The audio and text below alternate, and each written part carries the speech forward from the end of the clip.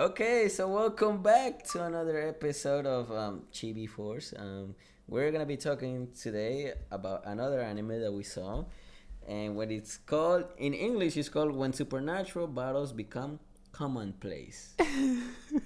Now, That's just. Joseph really likes this anime, and I gotta I say, really Joseph, do. I'm not into comedy that much. They're not my favorite, but You have to admit it. I You have really to. like this one. So, can you give us a background about what the story is so far? Okay, so basically, our main character, who's Ando. Yurai Ando, he has our common thing called Chunibion, which is eighth grade syndrome. He thinks it's some sort of a protagonist from an anime that has like a dark story. Basically, he acts like an 8-year-old or like a 5-year-old. Yeah, he wants to be a superhero and stuff. So he's always joking around his right hand being like in pain and stuff. And the girls, well, not all of them, but they all go like, "Oh, you should stop kidding around. You're acting like a little kid again."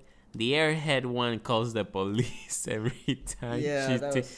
Yeah, I actually find that funny. Like he was like, "Okay, I'm not serious. Please stop." So yeah, so Ando is part of like a literature club, Yeah, they're a literature club. and they tell Ando, well, the girls, cause he's just like one guy, which I didn't like. But I kind of like overlooked that. But all the girls tell Ando to stop acting, Like a immature kid. and stop screaming, and Ando tells them like, like what he tells them exactly.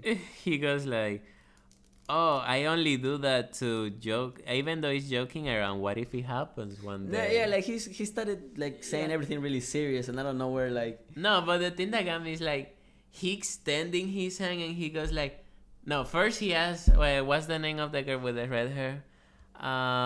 He asked Kansaki. Kansaki, if what are you 100% sure that there's not a chance in the world that we couldn't get superpowers? And she goes like, I'm it's about 90%. Also, there is a chance he goes to her. And then she goes, she just like, she doesn't know what to say to him. Then he like extends out his right arm, and out of nowhere he start like joking around it again. And some weird light shit pops out of his hand. And then like, it's the next day. No, it's not the next day. It's like Yeah. 3 months go by, Yeah. and then we figure out like everybody inside the literature club starting having superpowers. Yeah, the thing that got me, they adjust pretty quickly to the situation. I mean, it was 3 months, so but it wasn't that. but still Like that's something that upset me though. Like 3 months happened after the incident, and everybody is already adjusted to their powers. I wanted to see the progress of those 3 months. I wanted to see how they deal with it at the beginning. Exactly, that's what I. Because what if they couldn't control it? Because Like, by 3 months they're already like doing battles against each other Yeah. to like test their levels and like we all should that mention stuff. that. So during those 3 months, they do a test to themselves. The president, she, right there, her name is Takanashi. Her power is space, basically. She can control space. Was that really her power? I believe so, because she opened a portal to another dimension. That was her? Yeah, that's the president's. Oh. Who you thought it was? No, I don't remember actually. Because, okay, so that's her power. She's very organized and responsible. And she goes like, "Oh, we should have a test to see that the powers are under control and check them." So you have this battle between the airhead girl, which is Kushikawa. Kushikawa. I Yeah, she know. has a battle with her and The Shifuyu, which Himeki? is the little girl.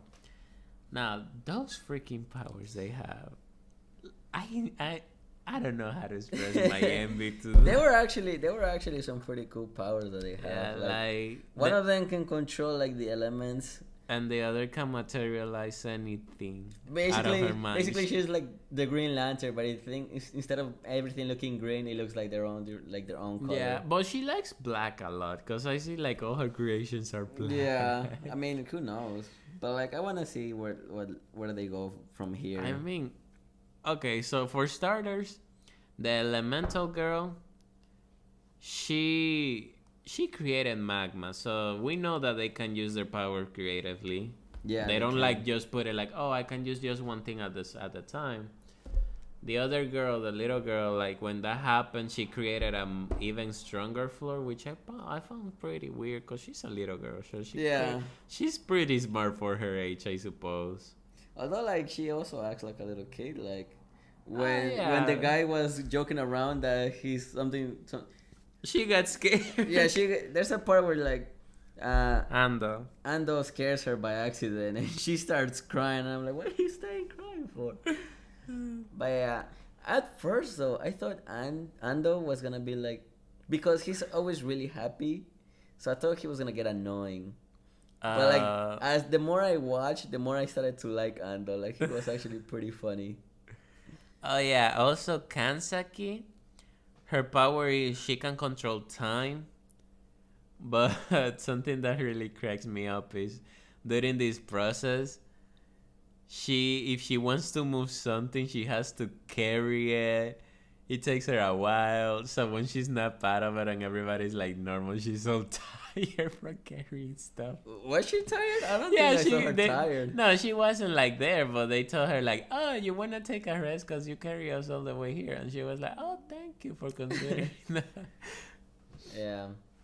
But I like the way they're drawn. Although I really like that. The animation that they do for this particular anime, I like it. I don't think it's actually bad. I actually like the battle scenes. They were actually pretty decent. Pretty good.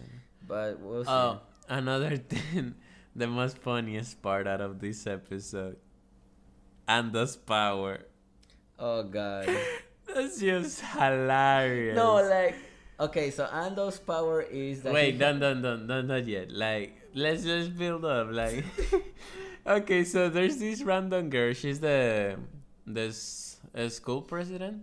I don't know. She's like school manager or something. That's a member of the student council. A member of the student council. So her name is Kudo.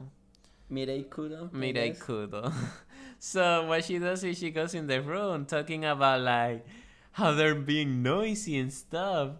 And Ando goes and he got his 8th grade syndrome going on, and he goes like, oh, you find us out. Yeah, like you're just spying on us. Yeah, you're a spy and this and that.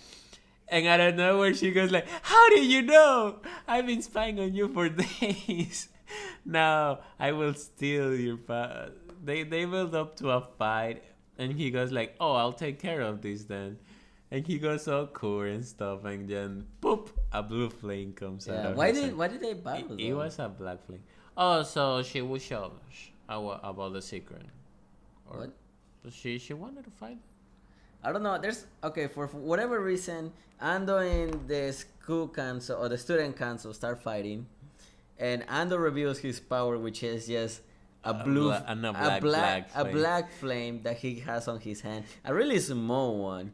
And when the student council, when she steals his power, she says, this is not even hot. Like, what does this do? It doesn't do anything. But, like, what's the purpose of your power? And when Ando finds out that she stole his power, he starts crying like a little kid. Oh, that was that is the funniest part, when he's like, I used to go in the night and be like, good night, blue flame. And when I woke up, be like, good morning, flame. And I was like, that part is what cracked me up. Oh, God. I feel so bad for him. Like, all the girls got like really badass powers, and he just got like this. Like, everybody got such cool power, and it was probably just because of him. Because his hand was the cause of everything. Like, you see the thing popping out of his hand, and everybody just. Now we think he was the cause of everything, but at the end of the episode, we found out that maybe somebody gave them their powers. That ninja dude. Yeah, there's somebody, a mysterious person. The peculiar thing about him. He goes like, "Oh, so I thought he would be harder to beat up. So they leading you that there may be more to his power." There might be more to his. There's definitely have to be Obviously. more to his power. I mean, he's the He cannot protagonist. just have that flaming hand. Like something has to happen with his flaming hand. But we don't know for now. But we're definitely gonna continue watching this anime. I'm sure. And I really like. I strongly suggest this anime for like whoever wants to like start watching one of the newer animes for this season. What about you, Joseph? I'm speechless. Speechless in a good way. Yeah, it's just I really like animes that goes this way, and this is a first one for me that I seen like you have your ordinary life, not another girl coming from outer space, not a weird spirit or anything giving you powers. No, this is just like out of nowhere you get a power, you adjust pretty quickly. Apparently, I really like that. So I would really recommend it to people to watch this. Yeah. So is there anything else we should talk about? No.